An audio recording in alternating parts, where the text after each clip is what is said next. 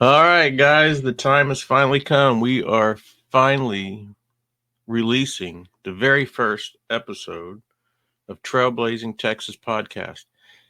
And I can tell you, I'm not sure I've ever been more excited to have someone as a guest than the person that I have now. I don't know how we managed to work out the scheduling, but really, but we made it work out. So stick around to find out who the very first guest is.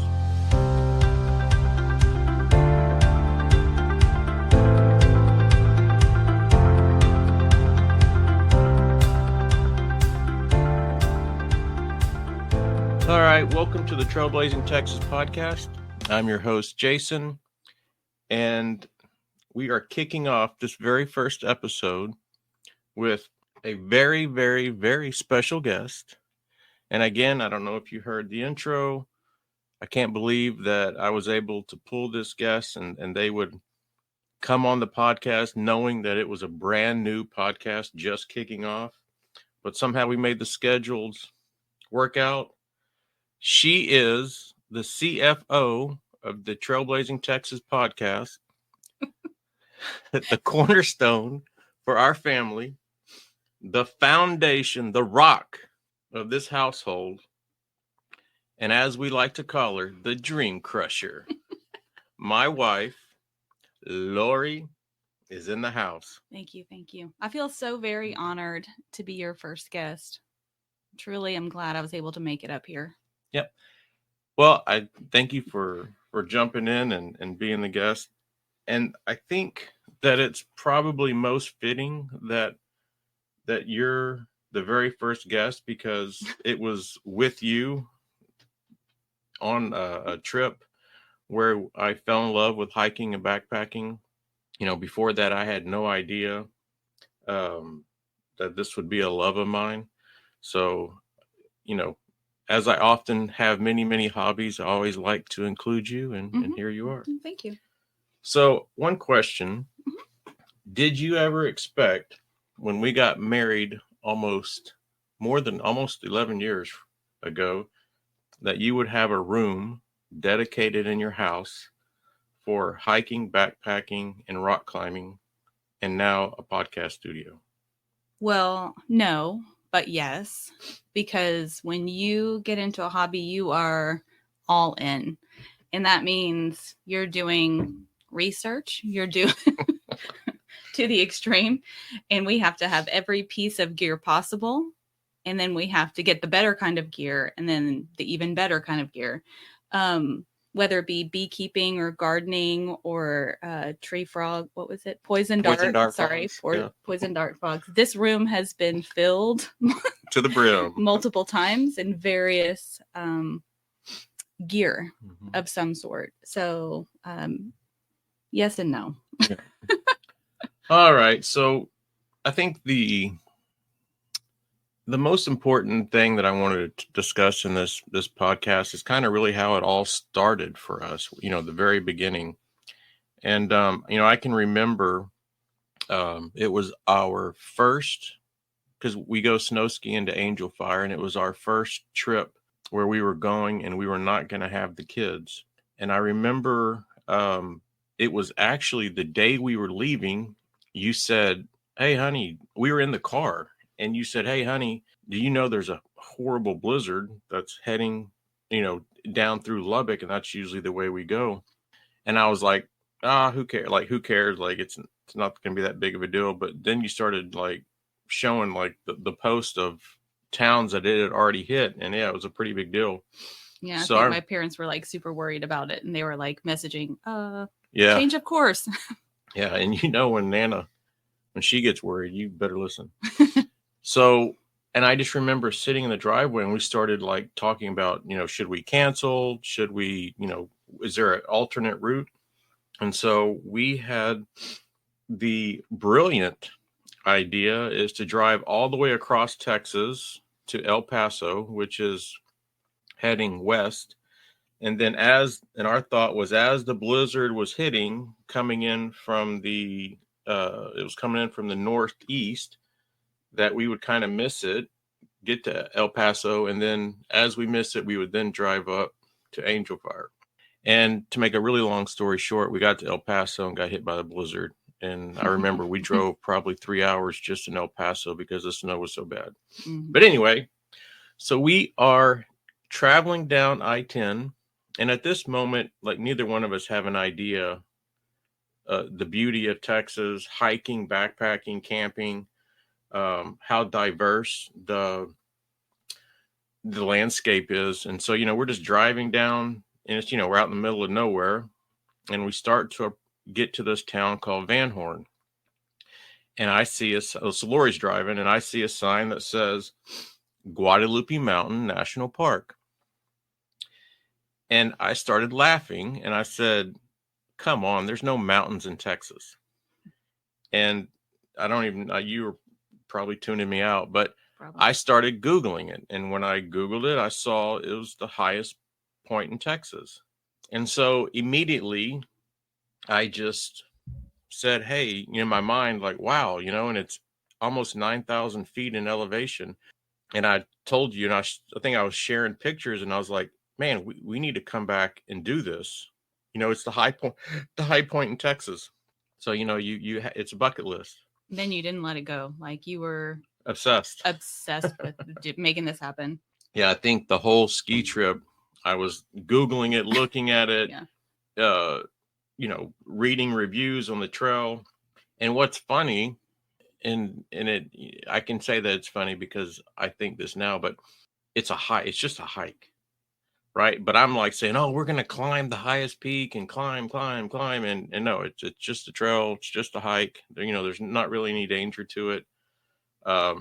Anyway, so research. Spring break comes around, and we decide, because it's a spring break where we don't have our kids. So we decide that we're going to go do it. Mind you, we have no hiking, nothing. No experience. No gear. We didn't have all of this gear to. But we did go buy hiking boots for some reason. And if you're listening to this and you're hiking in Texas, you don't need boots anywhere. So we bought the hiking boots, and of course we didn't wear them until the day of the hike, which is a mistake. You always want to break them in. But we get there, and like when you have kids and they don't listen to you, and you're on their, this is a daily experience. Yeah, daily experience where they just don't listen, they don't pick up their stuff. Mm-hmm. Well, this time our oldest son, Grant, who sometimes doesn't listen, did not listen, and he left all his crap in the car. So we get to the Guadalupe Mountain National Park. We have no idea how all this works. So we're waiting in the parking lot, and we noticed that it's probably 39 degrees outside, and the wind gust in the parking lot were probably 20 to 25 miles. And we were not prepared for that. We were not prepared. I think, Lori, you had like something that you would wear, like if it was 70 degrees and you were walking in the neighborhood, like kind of like something very thin. So the office opens, and, we go into the office, and then their debit machine doesn't work. So we had like $5 in cash. So they said, don't worry about it. But we waited in these long lines. We get outside, and it's just freezing. And I'm thinking, yeah, we're probably going to have to drive back to Van Horn and just call it a day because, it's cold. Well, I don't know that I was that cold, but I know you were. Yeah, it was really windy and cold. And so you start digging around in the car, and lo and behold, you find Grant's hoodie from track. It was a good Under Armour thick hoodie. His high school track hoodie that he left in the car, and the day before we were saying, hey, get everything out of the car. So you were able to wear that, which saved the day. Yeah, it did. All right. So just to kind of look at Guadalupe Mountain National Park, the Guadalupe Peak Trail is, if you're looking at all the trails and you're just looking, to gain elevation. So you have Guadalupe Peak, you have Bear Canyon, you have the Tejas Trail, you have McKittrick Ridge, Trail, and then you have 2 trails in Dog Canyon, which is the very north part of the park. Guadalupe Mountain, the Peak Trail, is probably one of the easiest trails to hike. Didn't feel like it. Yeah, well, yeah. It's one of the easiest trails to hike, to get up to elevation. So keep that in mind, as we go through this story. So we finally, we're feeling good. We're warmed up. We paid. We start hiking. Well, we start hiking like fast, like speed walking. Well, can we talk about what the beginning of the hike looks like for a second? Sure. Like absolutely. it doesn't ease you in. Like there's no like, oh, we're gonna walk flat for a little bit and just warm up. No. No, the highest or the hardest part of the hike is the very first 3/4 of a mile, which we didn't know. Yeah. So I mean, it is like stair step, like climbing for what seems like 10 years. Yeah. And we were like powering through it. Yeah, and after about 10 minutes, there's a picture of me where I'm bent over, dying. But Can't breathe. we forgot like the most important part. What? So when we were driving to Guadalupe Mountain National Park, we were leaving Van Horn, and right when you get out of Van Horn, you actually see mountains. Mm.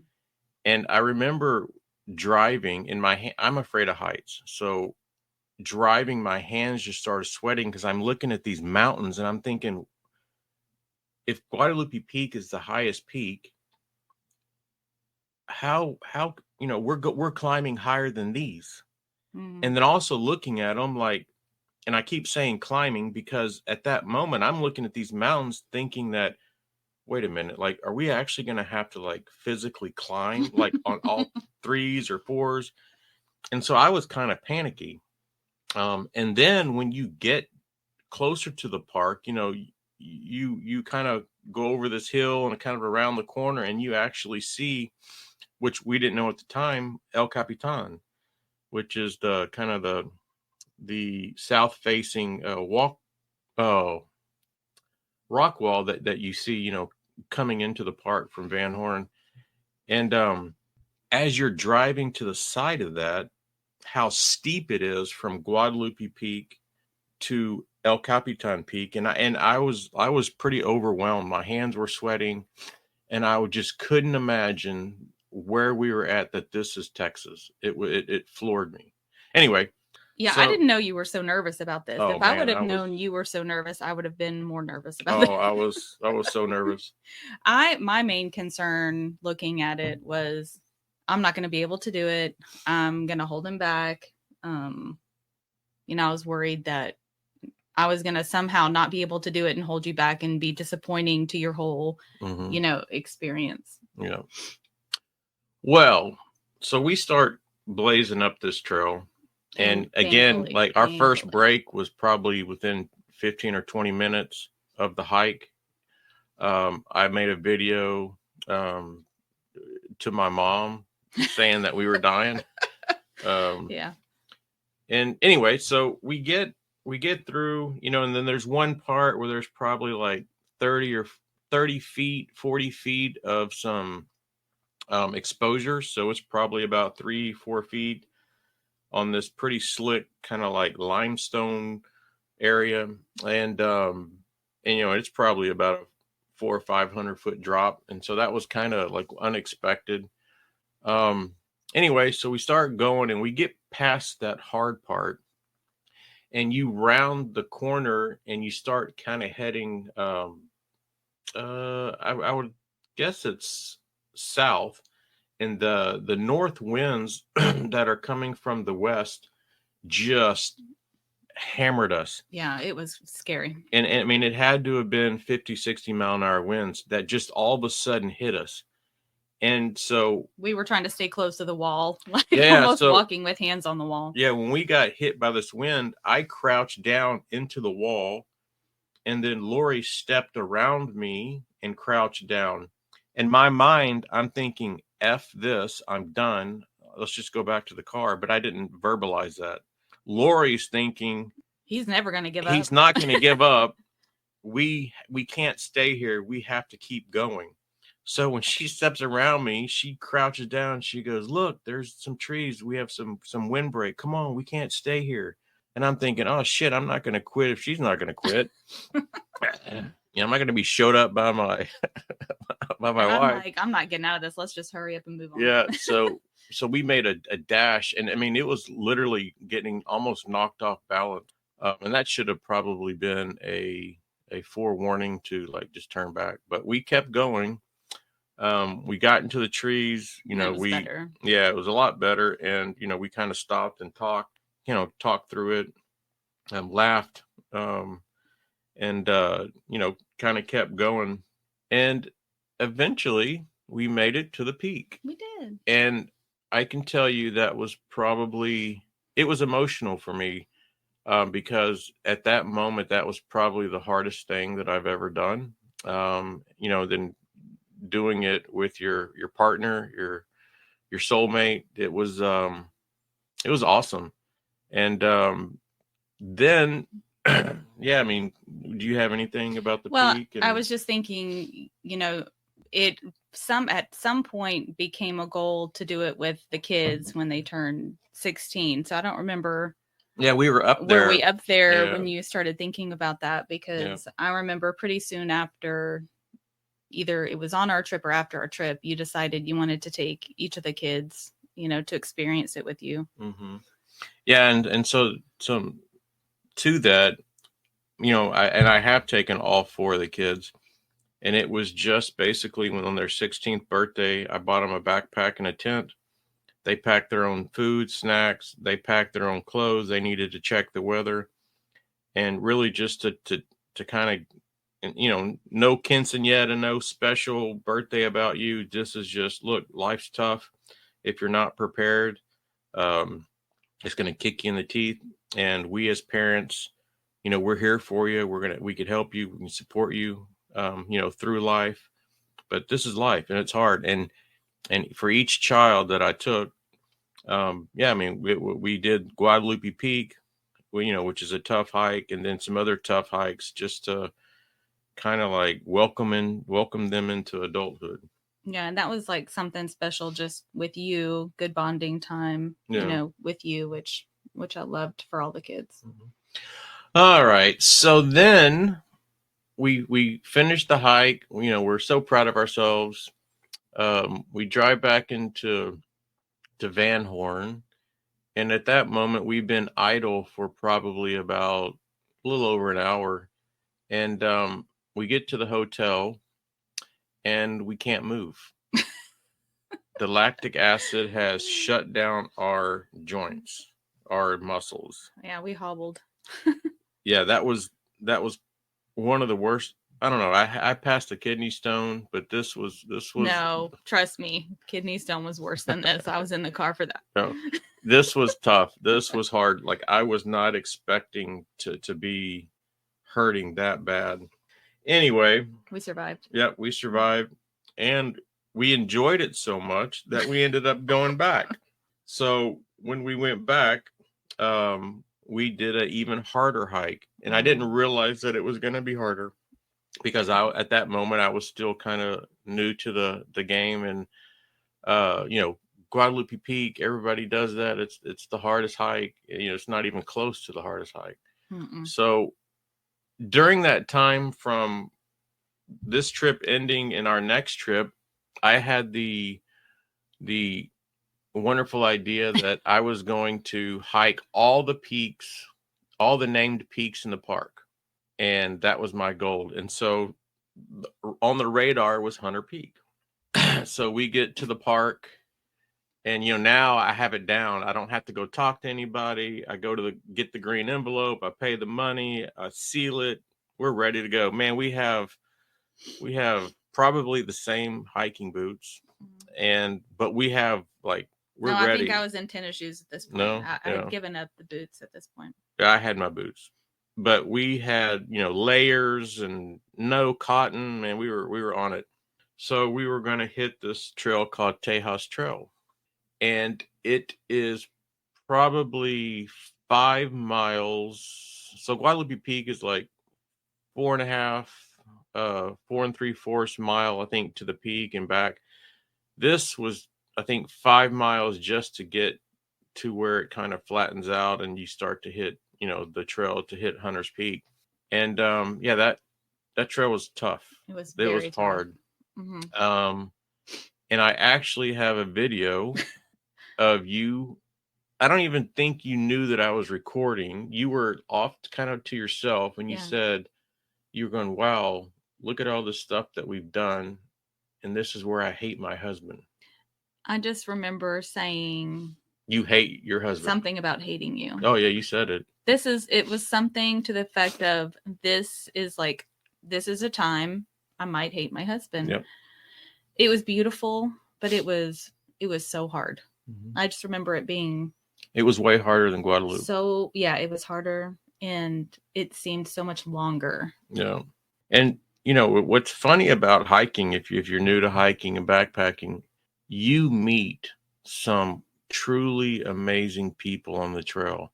And this particular trip, while Lori was hating me, it was right around then. Actually, we were looking down, like way down the trail, and one of my good friends, John, his wife Megan, and their friend Mike, were hiking up the trail. Mm-hmm. And so we were like, oh wow, look at those little people way down there. So at that moment, we didn't know them, but John is probably the most experienced backpacker mountaineer that I know. Mike is from California. John and Megan live in Washington State, so they were just down in Texas hiking. And so from the time we saw them, I mean, I don't know how many miles and how much elevation gain, but it seemed like probably within an hour they had already caught us, because we kept taking breaks and Lori kept hating me so they passed us while we were taking a break, and then we started, after our break, started hiking, and they were taking a break, and then that's when we really started to talk to them. Mm-hmm. And I've probably talked to John at least 3 or 4 times a month. Sometimes, daily, weekly, we go visit them in Washington, ever since that one day. But anyway, so we, and I think what they were doing is they were going up to Hunter's Peak, and then from there, they were going to break off and do the bowl. And then they invited us to do that with them. I was like, no. Yeah, you put the. I'm like, absolutely not. No, yeah. Well, I think we were both spent. Yeah. So anyway, we make it up to Hunter's Peak, and kind of the cool thing about that, outside, Hunter's Peak is probably one of the best peaks in the park. Just from the visibility aspect, it's a pretty tough hike. If you go up Bear Canyon, it's like really tough. But we went up Tejas. That was the side that was a lot of stairs. Yeah. Right? And we went down Bear Canyon, and that was also painful. Yeah, to your knees. And I think like there's a picture of us where we're just totally wiped out on the way down. Yeah. But yeah, so we went back. We met John and Megan. You hated me. Yeah, pretty much. I was only sort of joking. Yeah, I know. And I think from that point of view, I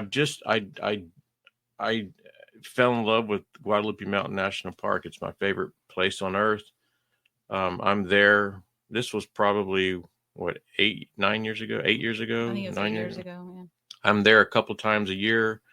I've backpacked, hiked the whole park now. I've been on every named peak in the park. I've done the 10 highest in Texas peaks, and 9 of them are in the park.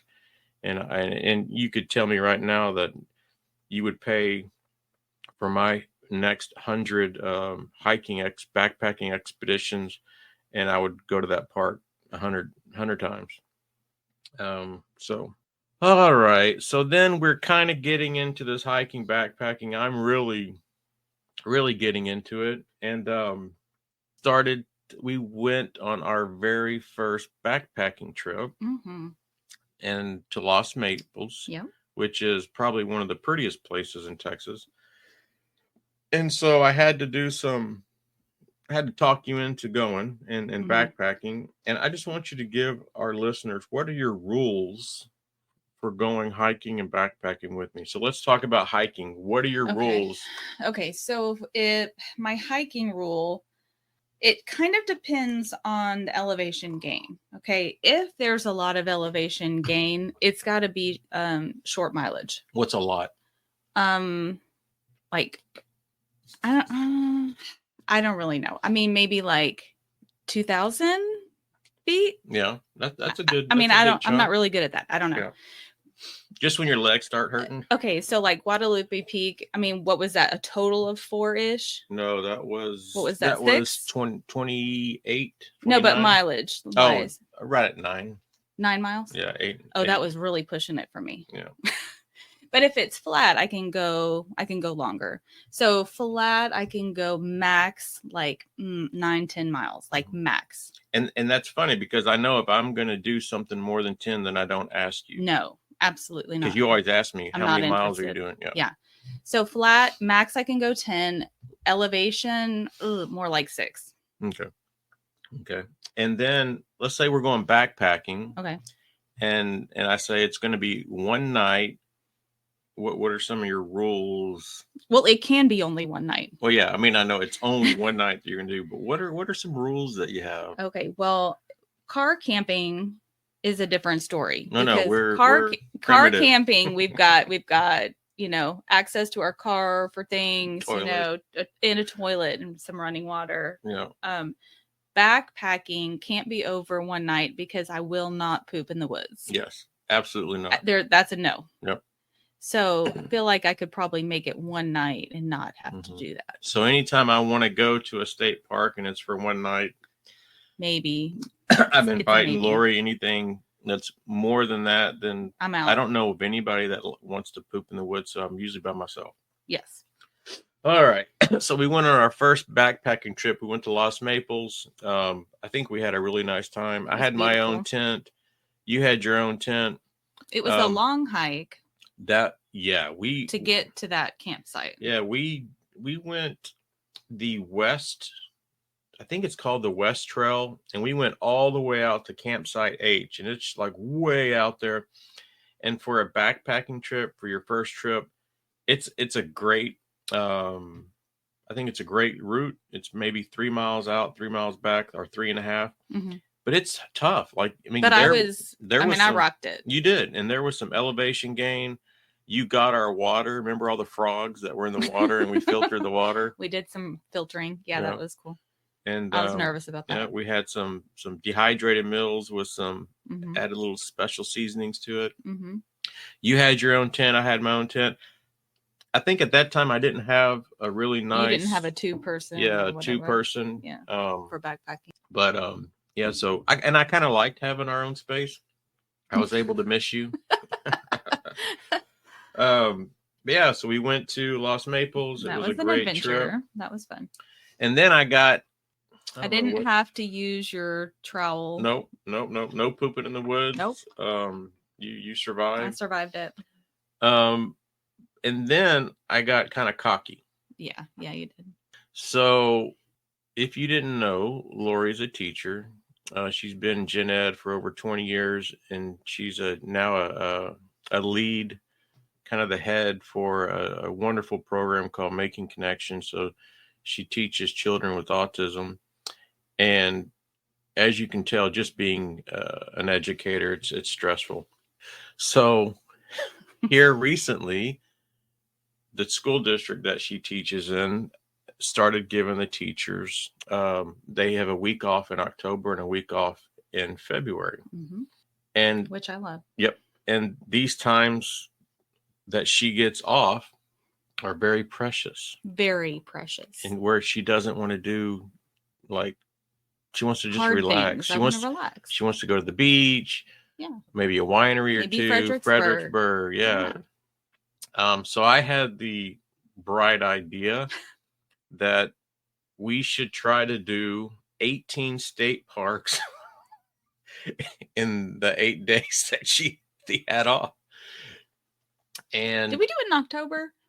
I think so. Okay, yeah, because I didn't have the full February Yeah, week off. right. So it must have been Yeah, we it did was October. But it was for your 50th birthday. It Yeah. was like the one thing you really wanted to And do. so I kind of guilted you in because Yeah, you you can't say 100% no guilted on me my in on this. 50th birthday. Yeah. True.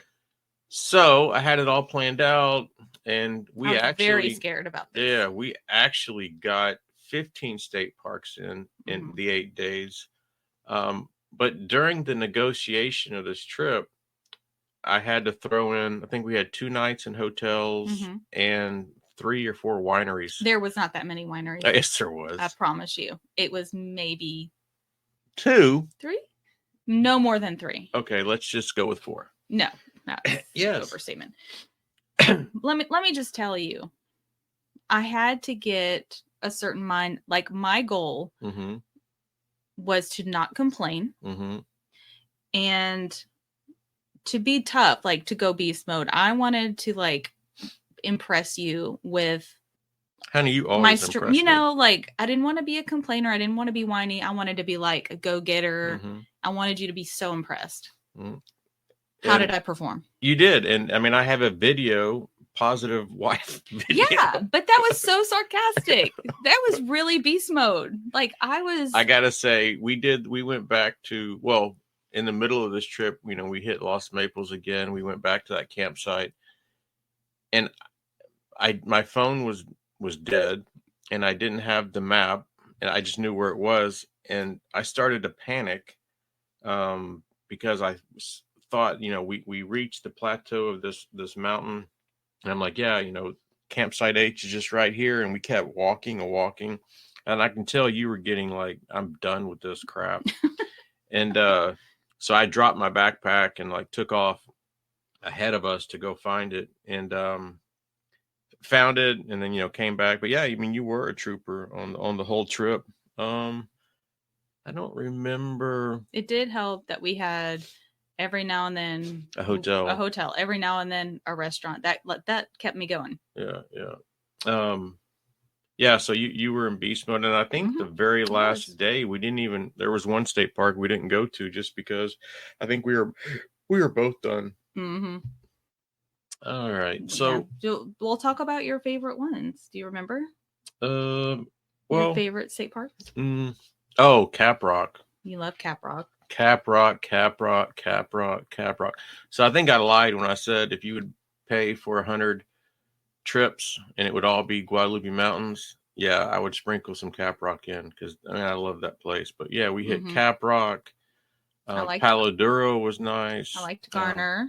Yeah, but we drove west around the hill country and then up to the Panhandle and then back down like towards Dallas, going east and then back down. So, you know, we hit everywhere except for, you know, way out West Texas. Yeah, that's nice. Yeah, but yeah, so I would say Cap Rock is my favorite state park. You know, I liked that Inks Lake one too. That was cool. Yeah, that was really pretty. But yeah, and we ran into some bison at Cap Rock, so that was kind of cool. And oh yeah, you thought I got killed? Oh yeah, we were camping, and you had to go get something from the car. Yeah. And it was what, like a mile away? Mm-hmm. And you were gone for a really, really long time. And there were buffalo all over the place. So I was like, he got killed by a buffalo. Yeah, and what happened is I rounded a corner, and I rounded a corner in this big bush, and there was a big bison right there, and we scared each other, and we both just froze and were looking at each other, and I was probably 4 feet away from it. And then I slowly kind of went around it, got to the car, and then on the way back, it was standing out on the trail. So I kind of just stopped and waited, and finally I'm like, it's going to be okay. So I started hiking to it, and as I was getting closer, it moved off. And I didn't realize, but 2 days before we were there was a lady that was gored by one of the females that were in the herd. These ones that we ran into, I'm not sure if they're sickly or if they're old, but they've been kicked out of the herd, and they're kind of just solo. Or they could be like young males, and they were kicked out by the bull, the head person of the bison of the herd. But yeah, so that was kind of fun. But I have videos of that. It was pretty cool. All right. So kind of like on a serious note, I've never thought about this from your point of view, but there's a real famous hiker named Dixie, and she posted a video of what happens when you press the SOS of like a Garmin InReach or these satellite devices when you're in trouble. Mm-hmm. So like we kind of watched that together, and it was actually kind of emotional to hear when she pressed the SOS and they contacted her mother, and her mother didn't just knew that Dixie had pressed the SOS, and that was it. Garmin had called her and asked who she was and if she the mother of Dixie. I don't remember what her real name is, and then that was pretty much it. And so her, during this little interview, her mother was crying, and it made me kind of emotional. And like at the point I am now with hiking in Guadalupe, we do some very, very I wouldn't say dangerous hikes, but they're not just normal hikes. I mean, we're hiking. We start at 3 a.m. We get done about 9 o'clock at night. We're putting in 15, 20 miles, 4,000 feet of elevation gain. And you're not a spring chicken. I'm not a spring chicken. I'm fixing to be 51. But I hike with spring chickens. Yeah. Like all my hiking partners are in their 30s. But we're doing like, off trail navigation, some sketchy stuff. So I know at times when I'm planning these trips, I don't probably give you all the details because, I don't want you to worry. But when I get back and you see the pictures, what do you think? Well, I mean, I always feel better when you are with other people. Like when you're with more than one other person, I always feel better. Yeah. I don't understand why you have to do everything to an extreme. Yeah. And you always really challenge yourself, which does make me nervous. Because I think sometimes you have gotten yourself in situations where, you're like, uh-oh, maybe this wasn't a good idea. So I do worry about you kind of doing too much. Yeah. I remember that one time we did the quad. So it was at Guadalupe Mountains, and you go up to Guadalupe Peak, and then you off trail to Shumar, off trail to Bartlett, and then you drop down and you hit Bush Trail, and then do Bush Mountain, and then head back. And that trip we left around 3 a.m. We didn't get back until like 8:30, 9 o'clock at night. That was the most scared I've ever been. And I don't think I had a Garmin InReach at that moment, but I think this trip made you get it. Yeah, made me get it. But yeah, I didn't have cell service. Yeah. I hadn't heard. I knew that you were doing a long, hard hike, but I didn't realize how long it was going to take. And so when I wasn't hearing back from you, the later it got, the more I got worried. And then it started getting dark, and I was like, oh, okay. Yeah. I remember your mom and I were texting back and forth, and she was like, do I need to go get him? But yeah, we were concerned, and she, we were messaging back and forth like, have you heard? No, I haven't heard.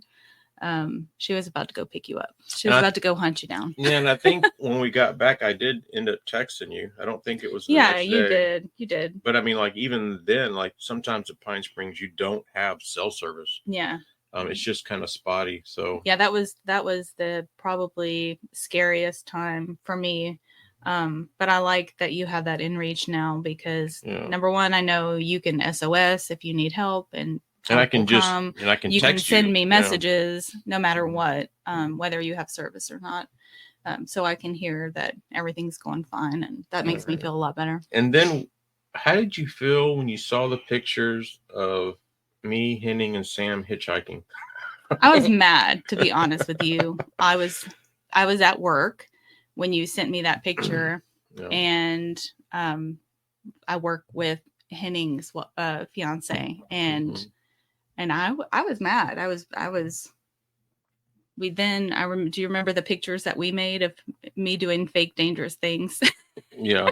I remember that you were pissed. I was mad. I was shocked I wasn't expecting you to be mad because I was with Sam and Henning, you know. Yeah, and I didn't care.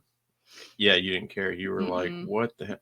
And to let the listeners know, we hiked from Pine Springs around El Capitan Trail to Shumar campsite. And we were a little cocky and we thought, oh, this trail is going to be nothing. Extreme. This trail is probably the hardest trail in the park. And not so much physically, but like navigation wise, and the trail's not maintained. And you're one whole, you know, probably about 2 miles, you're walking in these canyons with, you know, with exposure, and you can't even see where you're placing your feet because the trail's overgrown. So you don't know, like, if you're stepping into a trail or like you're just going to step off and fall off. So mentally, it was really, really exhausting. So probably around dusk, we finally make it to Shumar campsite, and uh, you know, we're wiped out. We set up camp, and then the next day we walked over to Williams Creek Ranch House, which is a wonderful ranch house. You should look it up. But I'm definitely going to have an episode just on that. It's so spectacular. But we started talking, and we decided to hike 10 miles. You know, we're low water. To hike 10 miles to the highway.